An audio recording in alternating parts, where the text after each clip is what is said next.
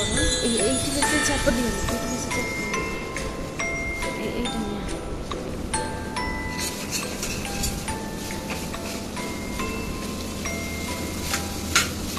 ফ্র্যাকচারটা আমি টিভির সামনে নিয়ে দেখাচ্ছি, তাহলে বুঝতে পারবে। এই যে এটা যে আলাদা হয়ে গেছে আমার নখের দিক।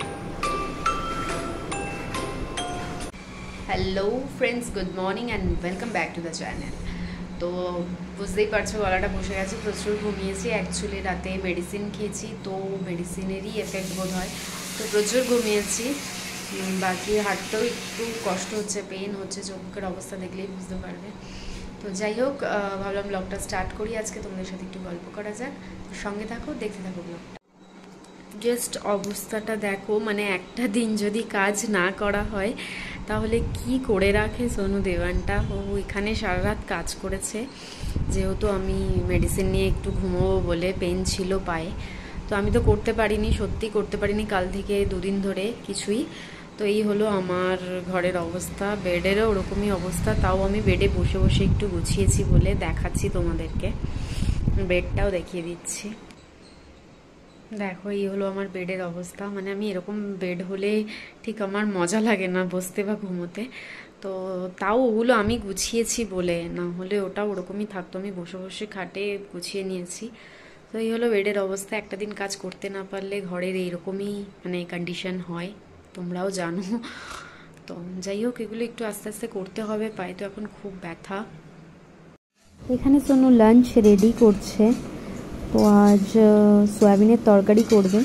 ও সোয়াবিনটা বেশ ভালোই বানায়, তাই বললো সোয়াবিনের তরকারি করবে, একটু গ্রেভি বেশি রাখবে, মানে ঝোলঝোল টাইপের করবে। তো তাহলে ভাত দিয়ে খাওয়া হয়ে যাবে, খুব একটা আইটেম বাড়ানোর দরকার নেই। যদিও বলছিল যে কারেলা ফ্রাই করবে, আমি বললাম যে তুমি যদি খাবে করো, বিকজ আমার কারেলা খাওয়ার এই ব্যথা নিয়ে ইচ্ছে একটুকুও নেই। তো যাই হোক, ওই আলু ফ্রাই করে এখন গোটা গরম মশলা দিয়ে দিয়েছে। এবার পেঁয়াজগুলো একটু গোল্ডেন ফ্রাই করবে। এই পদ্ধতিতেও তোমরা করতে পারো, যদিও আমি রেসিপি বলছি না, বাট ও না এটা খুব ভালো করে। আমি জানি না, নর্মালি কষিয়ে করে, বাট সোয়াবিনের তরকারিটাও বেশ ভালো করে। আমি আবার দই ঠই দিয়ে অন্য একটা স্টাইলে করি, সেটা একদিন তোমাদেরকে শেয়ার করব, মানে যত তাড়াতাড়ি আমি সুস্থ হয়ে যাব। বাট এটাও ভালো করে। এবার আদা রসুনের পেস্টটাও দিয়ে দিয়েছে, এটা দিয়ে কষাবে। বেশ কিছুক্ষণ কষানোর পরে না ও দেন টমেটোটা অ্যাড করবে। এই যে করলো, টমেটো অ্যাড করেছে। তো এভাবেই কষিয়ে সামান্য মানে জল দিয়ে কষিয়ে নেয়, যাতে লেগে না যায়, ঢাকা দিয়ে দিয়ে। আর এদিকে আমি ভাতটা বসিয়ে দিয়েছি। ও যেহেতু চালের মাপটা বুঝতে পারে না, তো ভাতটা আমাকেই বসাতে হলো। আর বাকি সোয়াবিনের তরকারিটাও করবে। আমার পেনটা একটু হচ্ছে, বাট আমি স্টিল ভাবলাম একটু ভিডিও করে নিই। ও কিন্তু বকা দিচ্ছিল সাইড দিয়ে, বাট তাও আমি ভাবলাম একটু ভিডিওটা করে নিই। খুব মানে মাইন্ডটা ডাইভার্ট করাটাও একটা জরুরি, বুঝলে তো। মানে আমি এমনি বসে থাকলে আমার সত্যিই লাগছে যে হ্যাঁ আমার খুব বড় কিছু একটা হয়ে গেছে। তো যাই হোক, ও সব মশলাপাতি দিয়ে দিয়েছে। আর দেখো অ্যাজ ইউজুয়াল ওর মানে কাশ্মীর রেড চিলি ছাড়া ওর কোনো রান্না হয় না। আমি যতটা পারি কম দিই, আর ওর যতটা পারে বেশি দেয়। তো যাই হোক, থাকে এক একজনের রান্নার পদ্ধতি এক এক রকম। তো এবার ও জল দিয়ে দিল, অল্প অল্প জল দিয়ে কষবে, আর তারপরে কষা হয়ে গেলে ও সয়াবিন আর আলুটাকে অ্যাড করবে। তো যাই হোক, সত্যি বলছি, সোনু কিন্তু আমার এই পায়ে ফ্র্যাকচারের পরে, মানে আঙুলের ফ্র্যাকচারের পরে আমার বেশ কেয়ার করছে, ভালো লাগছে। তো এই দেখো সয়াবিনগুলোকে দিয়ে দিয়েছে আলু দিয়ে, আর এই অবস্থাতেই না ও কষাবে অনেকক্ষণ, আর তারপরে জল অ্যাড করবে। সঙ্গে সঙ্গে ও জল অ্যাড করবে না। তো যাই হোক, এখনই খুব সুন্দর একটা স্মেল আসছে, প্রায় কষে গেছে। তো আমি ছোটোবেলায় তো এটাকে মা বলতো মাংস খাচ্ছিস, তো মাটন ভেবেই খাওয়া হতো। যদিও আমার ভাই না ছোটোবেলা থেকেই বুঝে যেত যে এটা মাটন না, এটা সোয়াবিন মা, ও বুঝেই যেত। তো যাই হোক, ছোটোবেলাটাও মনে পড়ে যায় যে অনেকেরই মায়েরা মানে সোয়াবিনটাকে মাটন বা চিকেন বলেই চালিয়ে দিত। তো রান্না প্রায় শেষের দিকে। এবার দেখো, আমি সকালে দেখিয়েছিলাম কি অবস্থা ছিল ঘর দুয়ারের। তো ওই ভাল লাগছিল না, ও ওইদিকে বকাবকি করছিল যে তোমাকে দাঁড়াতে হবে না। আমি বললাম এটাই একটু ঠিক করে নিই, বেশিক্ষণ লাগবে না, হলটা একটু গুছিয়ে নিই, কারণ এরকম দেখতে খুব একটা ভালো লাগে না আমার। হলটা একটু গুছিয়ে নিই, আর তারপরে তোমাদের সাথে কথা হচ্ছে।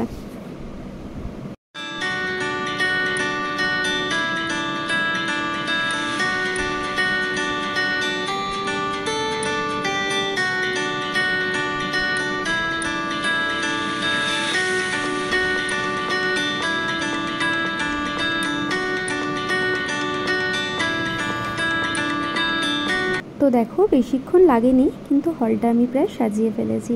বেশি নোংরা ছিল না, ওই ঝেড়ে ঝুড়ে দিয়েছি, বেশি তো করতে পারিনি আজকে। ভেবেছিলাম ভালো থাকলে চেঞ্জ করেই দিতাম, অনেক দিন হলো দিওয়ানের কভারটা, বাট এতেই চলে যাবে 2-4 দিন। সোনু তো রান্না করছে, আজকে লাঞ্চটা ওই করছে, তো আমার পক্ষে অতক্ষণ দাঁড়িয়ে থাকাটা সম্ভব না, তো খুব একটা দাঁড়াতে পারছি না বা হাঁটতে পারছি না। তো যাই হোক, লাঞ্চটা ওই করছে, রেডি করছে, আর আমি যেটুকু পেরেছি হেল্প করার চেষ্টা করেছি, বাট তাও বকা দিল যে না থাক, দরকার নেই, আমি নিজেই করে নেব। ওর অ্যাকচুয়ালি কেটি চলছে, তো মিটিংয়ের মাঝে মাঝে এসে ওকে করতে হচ্ছে। আমি তাই এই জায়গাটা একটু ঠিক করে দিলাম যে কতক্ষণ আর বসে থাকা যায়, ব্যথাও করছে, মানে মাইন্ড ডাইভার্ট না হলে না ব্যথাটা বুঝতে পারছি। তো এবার স্নানে যাব ভাবছি, বাট ওই পায়ে প্লাস্টিক বেঁধে দিতে হবে, তো সোনুকে বলছি ও রান্নাটা তাড়াতাড়ি শেষ করে যাতে আমাকে বেঁধে দেয়, তো কোনো রকমে স্নান করে বেরোতে হবে। আর বাকি ওটাই একটু প্রবলেম লাগছে, কালকেও তোমাদের তাই বলছিলাম যে প্লাস্টিক বেঁধে স্নান করা এর আগে দেখেছি বা শুনেছি, বাট নিজেকেও করতে হচ্ছে আজকে। তো যাই হোক, স্নান টান সেরে আসি আর তারপরে তোমাদের সাথে এসে কথা বলছি। তো দেখো তরকারিটা প্রায় রেডি, জল দিয়ে দিয়েছে, আর ও একেবারেই ততটাই জল দিয়েছে যতটা ওর প্রয়োজন, কারণ এটা এখন একটু ফুটবে আর তারপরে ও ধনেপাতা অ্যাড করবে। আর যেহেতু ভাত দিয়ে খাবো, তো তাই জন্য একটু মানে ঝোল বেশি না হলে হবে না। তো আর আমি এমনিতেও বলেছিলাম যদি একটু বেঁচেও যায় না, রাতে হয়ে যাবে, আমি আর কিছু করব না, রুটি খালি করে দেবো। তো যাই হোক, দেখো এটা ফুটছে, এখন কিছুক্ষণ হাই ফ্লেমে ফুটবে, আর তারপরে এটাকে একটু সিমে দিয়ে, ধনেপাতা দিয়ে সিমে দিয়ে একটু ফুটিয়ে নেবে।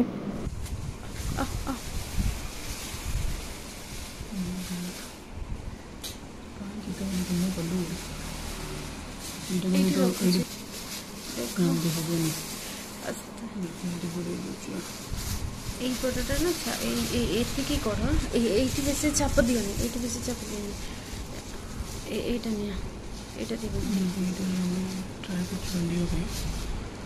পড়ুছি না, ঠিকই পড়েছি, এইটা এইটি বাঁধে দিও না,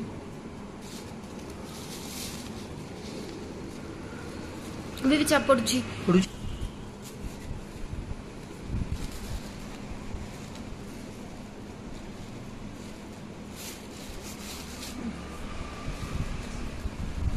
এবার আমি স্নানে যাব, আর স্নান থেকে এসে খেয়ে দিয়ে তোমাদের সাথে দেখা হচ্ছে। বেসিক্যালি ও এখন কাজ করছে, একটু বিজি, আর আমার ব্যথা করছে, তো মাইন্ড ডাইভার্টও হচ্ছে না, বোর হচ্ছি, তো তাই তোমাদের দেখাতে এলাম। দেখো এভাবেই কাজ করে, আজ অবশ্য 2টো ল্যাপটপ, না হলে অন্যান্য দিন 3টে ল্যাপটপ নিয়ে বসে। তো যাই হোক, ব্যথাটা একটু বেড়েছে, আমি একটু রেস্ট নিয়ে নিই, আর কারণ ও আজকে টাইম দিতে পারবে না, আর তারপরে আমি একটু রেস্ট নিয়ে নিই, তারপরে ঘুম থেকে উঠে তোমাদের সাথে কথা বলছি।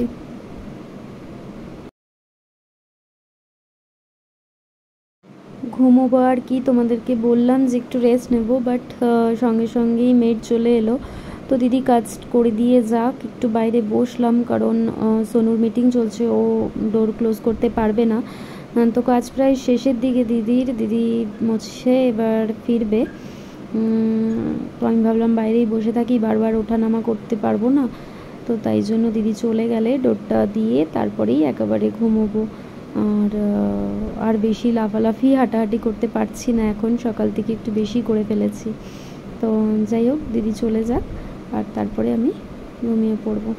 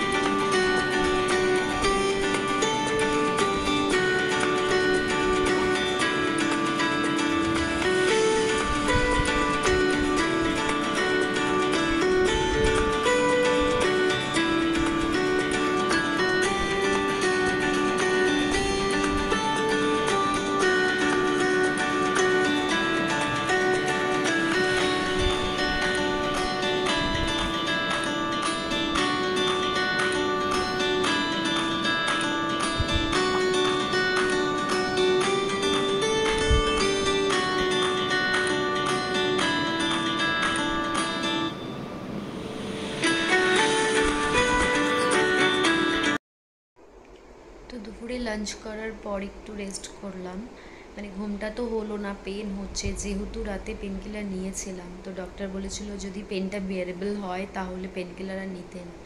তো আমি আর আজ নিইনি, সকালেও নিইনি, দুপুরেও নিইনি। তো ঘুমিয়েছিলাম, বাট স্টিল একটু তো পেন হচ্ছে না, তো উঠে গেলাম, ঘুমটা ভেঙে গেল। তো ভাবলাম তোমাদের সাথে একটু কথা বলি, তো মাইন্ডটা একটু ডাইভার্ট হবে। আর দুপুরে না বলতে ভুলে গেছি, একদমই আমি খাওয়ার সময় আর ভিডিও করতে পারিনি, বিকজ পেন হচ্ছিল। তো পুরোটা ভিডিও করা সম্ভব হচ্ছে না এখন। তো সোনু কিন্তু দারুণ বানিয়েছিল, মানে সয়াবিনের তরকারিটা খুবই ভালো লেগেছে। তো ওই এক তরকারি ভাতেই খাওয়া হয়ে গেছে, যদিও আমাদের খুব একটা মানে 4 পদ না হলেও চলে যায়, মানে most of the time non veg হলে তো চলেই যায়, ভেজ হলে একটু লাগে। বাট স্টিল আজকে ওকে একা বানাতে হবে, আগেই বললাম ওর কেটি চলছে, তো একটু প্রবলেম হয়ে যাচ্ছে ওর পক্ষেও, বুঝতে পারছি। বাট স্টিল অসাধারণ টেস্টি বানিয়েছিল সয়াবিনটা। তো যাই হোক, এখন 6টা বাজতে যায়, আমি উঠে গেলাম। ও একটু শুয়েছে, সকাল থেকে ওরও খাটাখাটনি পড়েছে। তো বাইরেটা কিন্তু এখনও খুব রোদ, মানে মিষ্টি রোদ, বাট হাওয়া চলছে, কিন্তু রোদ আছে এখনও। 6টা বেজে গেছে, তাও বেলাটা একটু বেড়েছে এখন, তাই না? তো আমার খুব চা খেতে ইচ্ছা করছে, আমি ভাবছি চাটা বসিয়েই দেবো। সোনু ঘুমিয়েছে, ওকে আর ডাকবো না। তো আমি ঝটপট চাটা বানিয়ে নিই, তারপর তোমাদের সাথে একটু গল্প করবো। দেখো রোদটা একটু কমেছে, রোদটা, আমার চা বানানো হয়ে গেছে।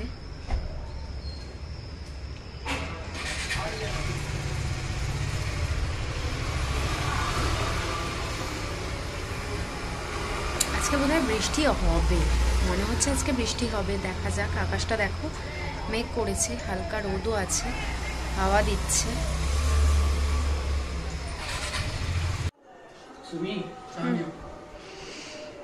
মতো বেশি চা দিয়েছ, ছাড়া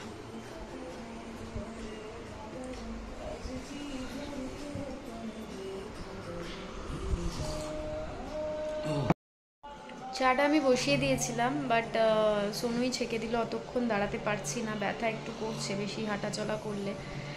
তো যাই হোক, চা কেউ হাতে দিলে খুব ভালো লাগে। এর আগেও বলেছি যে আমি খুব চা খেতে ভালোবাসি, বাট কেউ যদি হাতে এভাবে দেয় না চা, তো আরও ভালো লাগে। Sonu, thank you. ওয়েলকাম।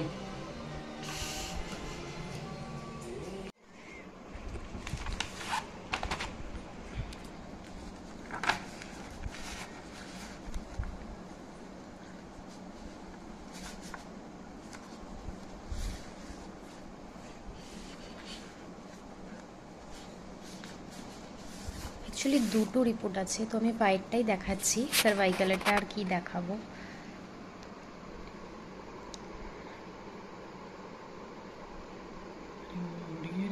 ঠিক বোঝা যাচ্ছে না হয়তো, আমি দেখাচ্ছি ভালো করে, দাঁড়াও। এই দেখো, এই জায়গাটায় হয়েছে ফ্র্যাকচারটা, আমি টিভির সামনে নিয়ে দেখাচ্ছি, তাহলে বুঝতে পারবে। এই যে এটা যে আলাদা হয়ে গেছে, আমার নখের দিকটা খেয়াল করলে বুঝতে পারবেন যে এইটা হয়েছে ফ্র্যাকচার। সামান্য হলেও ব্যথা কিন্তু আছে। এই যে এই জায়গাটা।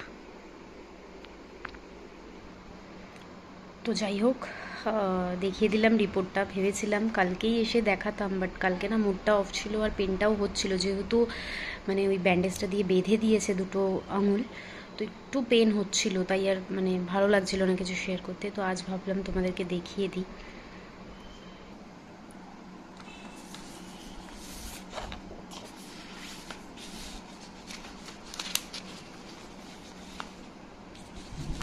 আর বাকি সার্ভাইকালের এক্সরেটা তো আর কি দেখাবো, ওটা খুব একটা বোঝা যাবে না।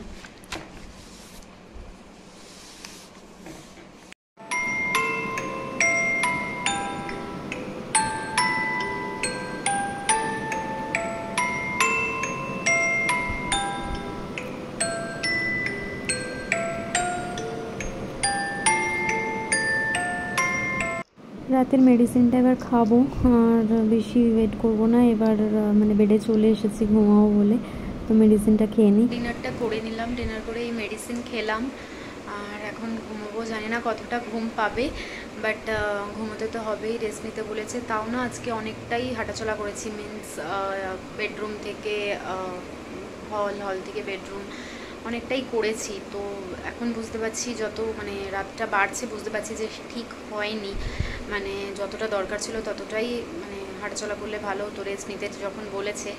বাট আমার কি বলবো, মানে ভালো লাগছিল না একই জায়গায় বসে থাকতে। তো আমি হলে যাচ্ছিলাম আসছিলাম এরকম, যেটুকু দরকার নিজে করে নিচ্ছিলাম সোনুকে না বলে, ও যেহেতু মিটিংয়ে বসছিল বারবার। তো যাই হোক, এখন একটু পেনটা বেড়েছে। আর সব কাজ শেষ, রাতের কাজ আর কি কিছু তো তেমন করিনি, মানে ওই নিজের কাজটুকু শেষ করেছি।